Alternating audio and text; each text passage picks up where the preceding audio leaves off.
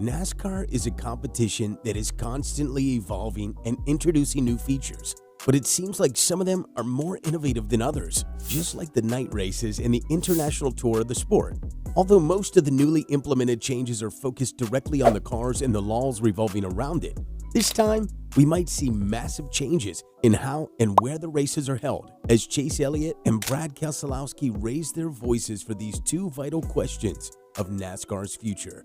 Will we see an international tour and a race under the lights sooner rather than later? One of the most vital elements of NASCAR is the exclusivity of the sport in the USA. And apart from the Pinty's, Mexico, and Brazil sprint race, it hasn't raced anywhere outside the North American continent. This is something that has kept the sport at a very high level. But in times where the competitiveness of other motorsport branches, such as Formula One, being increased and taking a huge market in the USA, the question of whether NASCAR should go international or not has been raised yet again. And this is something that has been going on for quite some time, as many NASCAR organizations and drivers have been pushing the agenda of visiting other countries, such as the neighboring Canada, and gain a lot of audience from its northern neighbor. Canada is practically the perfect place for the new fertile ground of NASCAR, and considering the fact that F1 has notched a record attendance in Montreal this year, it shouldn't surprise us if NASCAR does the same, as the market there is enormous. Brad Keselowski believes that there is a big market for the sport in Canada, and due to the fact that it's very close to the USA, the logistical cost of an event could be kept at bare minimum, and the caravan could move there once they are racing in some of the most proximal races of Canada. When talking about this matter, Brad went on to add, "I've been pretty steady on this, I think, for a number of years, but we have to get to Canada. There is a big market there for us. We need to get to Canada. And on an oval in Canada, I think that particular market is underserved and full of a ton of NASCAR fans that would help us branch out somewhat internationally, while in a manner I think could control costs for the owners in a respectful way." Obviously, NASCAR is currently going through a lot in terms of fixing the business model, and one couldn't help but note that the sport is not only tapping in the same place, but taking a small step backwards. If you compare the financial models of other racing competitions, such as Formula One, in which teams and the sport share 50-50 of the total revenue, you'd understand why the NASCAR team owners are mad that they are receiving only 25% of the pie. Furthermore, NASCAR owns the majority of the tracks that are being driven in the USA, meaning that from those 65% that go to the track itself, the France family enjoys yet another additional income apart from the guaranteed 15%. The question is still up for renewal.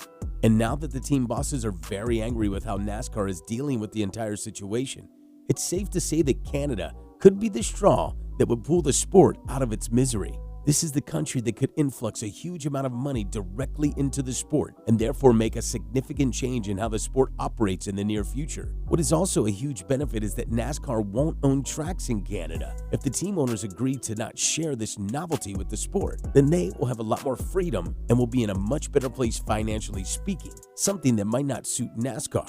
As weird as it sounds like this, Canada has witnessed some NASCAR action in the past, but it was mostly from the Xfinity Series, as they were hosted from 2007 to 2012 at the Circuit Gilles Villeneuve. And not to take anything away from the Xfinity Series, they served the perfect ground for breeding talent for the Cup Series, but the experience is nowhere near comparable to the real thing, the Cup Series. The third-tier nationwide series, the Craftsman Truck Series, were the last stock cars to race in Canada at the Canadian Tire Motorsports Park from 2013 to 2019.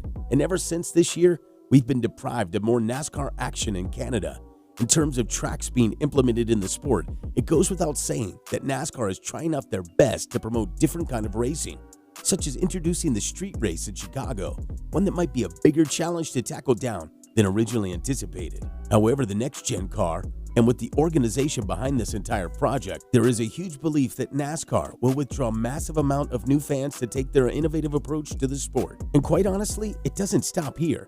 Chase Elliott, the former Cup Series champion and the current Hendrick Motorsports driver, has been one of the most vocal drivers in terms of NASCAR racing under the nightlights, a feature that is yet again present in the Formula One world and something that is bringing more glamour to the sport. In 2022, only 8 races were held in such conditions, and compared to the total number of races, 41, it goes without saying that 20% is definitely a small number of races under the nightlights. If you have Chase commenting on such matter, then we shouldn't question the credibility of the argument, and all we could do is listen to him and hardly make any contra argument, as we're talking about a Cup Series champion and a driver that knows better than anyone else what is better for the sport or not. In a recent press conference with media officials prior to the Alley 400 at Nashville Superspeedway on Sunday, Elliott was asked about racing under the nightlights more frequently, and he shared his own opinion.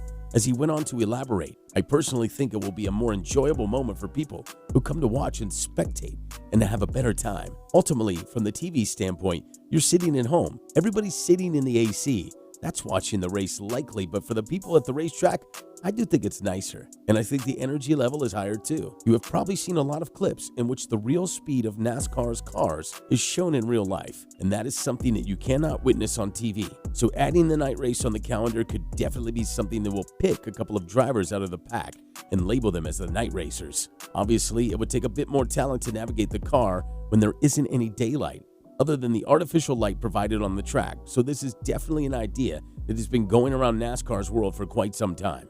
What goes in this narrative is the fact that there are a couple of NASCAR Cup Series events that take place in the night, such as the less dangerous tracks at Bristol, Texas, Charlotte, and the legendary gym in Daytona. But racing under the nightlights isn't just about the fun and the excitement. The cooler temperatures are the ones that will bring a lot more drama to the race, because the teams would have to consider other tactics to outsmart each other due to the different temperatures of the tires. This yet again will bring a lot of excitement directly to the race, as the direct outsmarting with each other and the octane smell as the cars go by the corner is a feeling that not many sports could replicate. NASCAR is one of the few sports that allow the fans to be very close to the cars, so the entire experience under the nightlights is making this scenario entirely different and unique. But this is something that NASCAR drivers might not completely agree with, because at the end of every race, they would have to travel home very late. And while there are many factors that go towards this scenario happening in the first place, such as more people being free after their work to watch the race, there are other factors that are definitely contradicting this exciting scenario from becoming a reality: the potential delays. NASCAR is a sport that constantly has delays in it, and if you were to attend a night race, chances are that you'd get stuck after midnight in trying to see the end of the race. Then you have the winning ceremony and all the interviews, which would be very excruciating for both the drivers and the team owners, as well as the fans, as a large portion of them won't even be present at the end of the race. With this in mind, there is a lot to think about in terms of introducing the new innovations in NASCAR. So we ask you guys, what do you think about racing in Canada and having more races under the nightlights? Let us know in the comments below, and after you do that, make sure to like our video, subscribe to our channel, and turn on the notification posts.